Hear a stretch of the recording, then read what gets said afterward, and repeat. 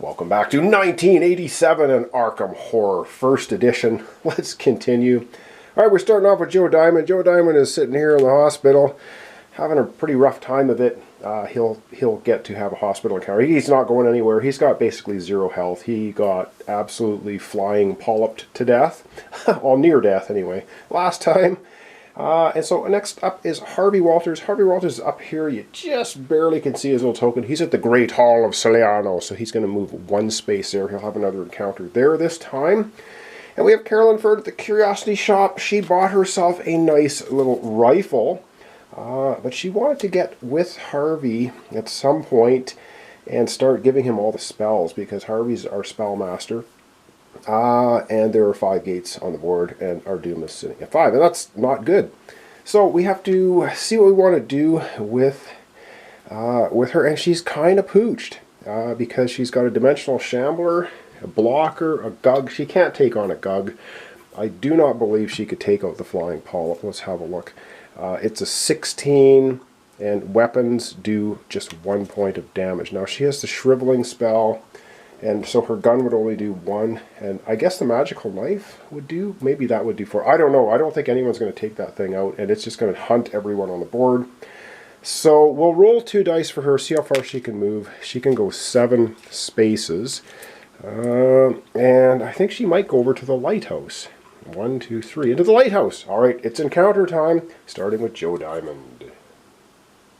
Alright, so Joe's getting the best of medical care here at the hospital. And we're going to take a look at the hospital quickly. I think you roll, you don't actually roll for anything. Essentially, where was the, here's the hospital, right here. Let's take a quick look at the hospital. And it says the hospital charges $3 a turn. Each turn you roll D6. So you get D6 strength back. And if you don't have the money, pay what you can. Blah, blah, blah. So the nurse stares at you. Joe, what happened to you? I got beaten up by a flying polyp. And she's like, huh? What are you talking about? Alright, so gonna roll a d6, come on. Let's get a 6, let's get a 6, let's get a 5. 5 is not bad. So now he has a strength of 5 and a sanity's 5. He could actually motor on next turn possibly and do something. Alright, that's Joe's encounter at the hospital. He could also stay there another turn, but I don't know if it's worth it. We don't have time for that. So that's Joe's turn. Up next is Harvey Walters. He's in the Great Hall of Celiano. Yep, so Harvey's up here at the Great Hall of Celiano. This is his second action. Next time he'll be returning to Arkham, hopefully popping out and closing a gate with his Elder sign. All right, let's take a look at the Great Hall of Celery. I have to put my glasses on or I'm not going to be able to read anything. All right, is this going to focus? I certainly hope it is. So we have to roll a 6-sided die, of course, first. So he gets a 6. Ooh, is that good or terrible? It says, wedged beneath the fallen shelves is a scroll. Draw a spell card. Awesome. Didn't we get that last time? So he gets to draw another spell. Harvey is just pumping up the volume. I think, I have to check the rules because I think your strength, I don't think it applies to spells. For items, though, you can only have as many items as you have strength. You can't acquire any more items. So if your strength is 4, like Carolyn Fern's is, she can only carry 4 items. She can't pick up a 5th one. So that there's a limitation. You can go below your strength and carry them, but you can't pick up anymore. And I don't think spells apply to that. But he ends up getting another cloud memory. Add 2 sanity points to target once per turn. Well, he has 2 cloud memories now. He's got a double clouded memory. Well, that's cool. I mean, it's not going to hurt him. And that's actually funny because he got the same encounter at the Great Hall of Celery, and he got the same spell. So he's got multiple copies of the same spell now. All right, Carolyn Fern is down at the lighthouse. Ooh, I wonder if that was a good idea or not. I'm pretty sure she tucked into the lighthouse to get away from everything because there's so many monsters. She couldn't even go over here and blow up. Oh, she could have gone and blown up this gate. Ah! Why did she not go blow up the gate? She can do it next time. She can roll 1, 2, 3, 4, 5. She needs a 6 on 2 dice. And the gug's going to hang a left. Yeah, she can. Oh, she should have blown up the gate this time. Well, gonna have to try it next time. Oh, what's her sanity at? Oh, her sanity is at 4. Oh man, that's brutal. Okay, anyway, gonna have a lighthouse encounter. Gotta find the lighthouse, and we'll have a lighthouse encounter once I find it. Found it. All right, let's roll a die. And no, of course we can't see it. It was a 2. I'm not cheating, so, well, I don't even know what it is. Let's take a look at the, she rolled a 2. No! Well, isn't that great? 1 or 2, monster appears. Well, yep, that's what happens when you creep around the lighthouse. You end up disturbing what's there. Horror of Fang Rock, if you ever watched the Tom Baker Doctor Who. But anyway. Alright, out of the bag, she finds a vampire. Oh, a vampire? Well, of course. An 8, only magic harms it. Well, guess what? She's got a magical knife. And she can roll. Okay, so she might be able to take this thing out with magic. Oh, sanity 0. So that's cool. That's going to be a big nothing. And it's 8, only magic harms it. Well, okay, so she doesn't have to have a sanity roll. It's just Count Dracula there pops out of the lighthouse. And she's like, all right, let's take a look at her area. Oh, and I forgot, she has a retainer. I'm just noticing that now, so I'm going to just grab her $2. She gets $2 at the start of every turn. And now she has an encounter. She needs an 8, and she can only use magical weapons. Which is not quite true. Only magic harms it, I think is what it said. So the vampire here, one last look. Only magic harms it. So, the rifle's going to do nothing. She's got a fight of 4. She has a magical, this weapon strikes for 4 points damage during combat. It's magical. So it's a magical knife. And she has shriveling. She might as well try. Oh man, should she try to cast shriveling? Because then she's got 4.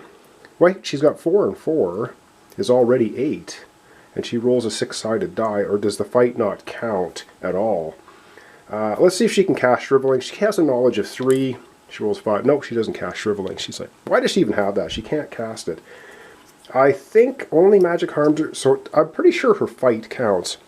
Let's roll a 6-sided die. She rolls a 3, and her magical die is 7, and she has a 4, 11. I'm pretty sure she took this out. I mean, it could be wrong, but I think she did. She used her magical knife. She rolled a 6-sided die, and she's got a fight of 4. I think the fight always counts, and your die roll always counts. Pretty sure. Anyway, I could be mistaken on that, but you know what? We're just having fun. So she takes out the vampire. So Dracula steps out of the dark, says, you can't harm me. And she goes, yeah, well, take a look at this little magical knife that I'm sticking into your ribs. And that's the end of him.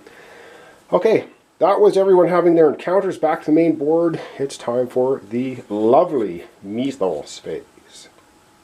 And one of my favorite short story titles, I don't even remember who wrote it, was Wherever I Go, Me Go. Anyway, that was terrible, terrible title for an Arkham, or for a Lovecraftian story, but I liked it.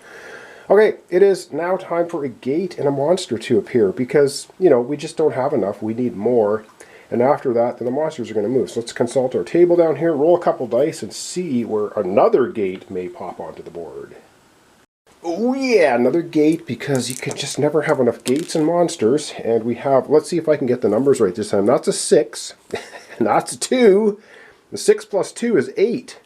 Alright, we have an 8 rolled, and that's the Silver Twilight Lodge, which already has a gate, so all it gets is a monster, which, yeah, like, we need more of those. Well, at least the doom doesn't go up, but we do get another monster because, yep, the monsters just keep coming in. What we get is another Elder Thing. So we get another Elder Thing. They're not too awful, but they're not great either.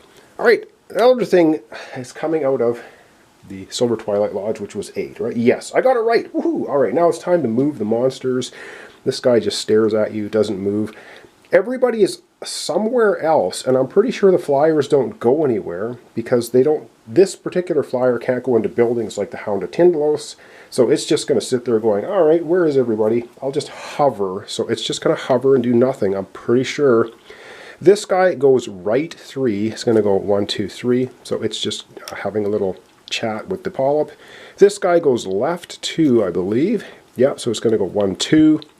Blocking here, but hasn't blocked out Carolyn out of there yet. So that's moved. And then we have the Shoggoth going right 6. 1, 2, 3, 4, 5, and 6. Heading on down the street. We'll flip him over. And we have a Maniac going left 5, 1, 2, 3, 4, 5. He's just going to hover all the way in the outside of the board. And we have the Ghoul going left 6, 1, 2, 3, 4, 5, and 6. So that's moved, right? I think I forgot to flip them over. And we have the Elder Thing going left 5. So 1, 2, 3, 4, 5. Boom! I think everybody has moved and none of the monsters have run into any of our characters.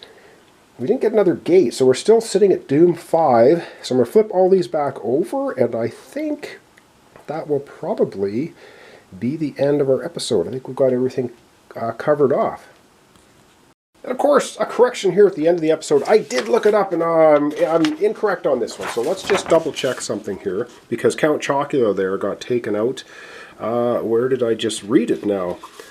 Only magic harms it, which is on the Count Chocula card. Only a spell or magical item can be used to attack the thing. Well, she used her magical knife, rolled a 3, so she ended up with 7. We needed 8. It says ordinary items and the fight skills are useless and have no effect. So her fight doesn't add in. The d6 roll applies.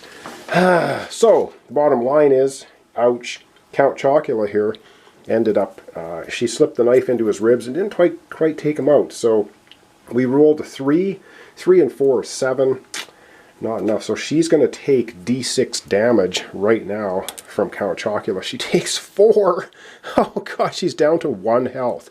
Alright, let's try this again. She's going to try to cast Shriveling. If she successfully casts Shriveling, it's toast, because 4 and 6 will be 10. Come on, we need a 1, 2, or 3. And she gets a 2! She finally casts Shriveling. That's going to blow a brain cell on her, though. She's down to... So she's got 1 strength and 3 sanity. But she casts Shriveling at 6 magic damage, plus 4 is 10. 10 plus, and then she just rubs it in. Another 2, so 12. So Count Chocula is indeed taken out, so the fight skill did nothing, but she got beaten up a little bit by the vampire, but she did manage to take it out. Okay, so I wanted to correct that. Man, she needs to get off to the hospital now. This is absolutely horrible, and she has a flying polyp blocking her way. I don't know how we're going to get out of this. So thanks so much. I'll see you tomorrow. Continuation Arkham Horror 1st Edition.